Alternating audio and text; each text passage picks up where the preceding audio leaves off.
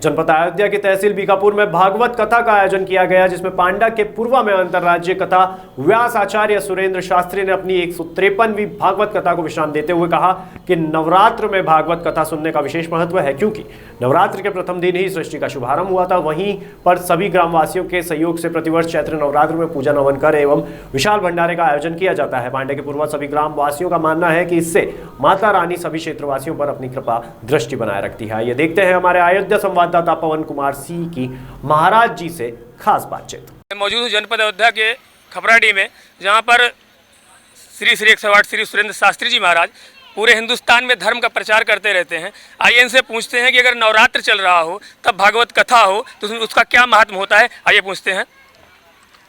Sir, live TV समाचार से आप रूबरू हैं महाराज जी।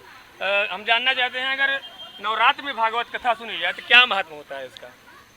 जब भगवान की बड़ी महती कृपा होती है तो ऐसे मानव जीवन में भागवत कथा का आयोजन होता है।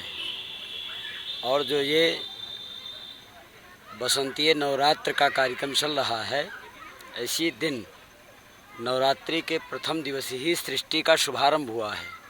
और इसी सृष्टि के शुभारंभ में भगवान ब्रह्मा जी ने सृष्टि की रचना की है।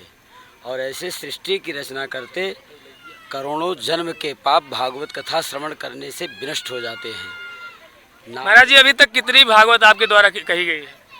152 भागवत कथा का आयोजन हो चुका है।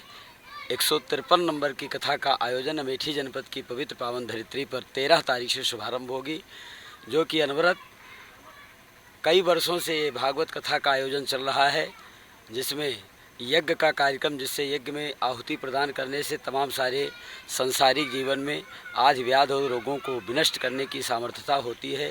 ऐसे यज्ञ को कर और भागवत कथा को श्रवण कर मानव जीवन के महाराज जी, प्राणी मात्र को भागवत कथा क्यों सुनना चाहिए? नामनो यस्ति यावती पाप निर्हरणे हरणे। जब भागवत कथा का आयोजन होता है तो ऐसे प्राणी मात्र को भागवत कथा श्रवण करने से जीवन के जितने भी पाप ताप होते हैं, समस्त पाप ताप विनष्ट हो जाते हैं।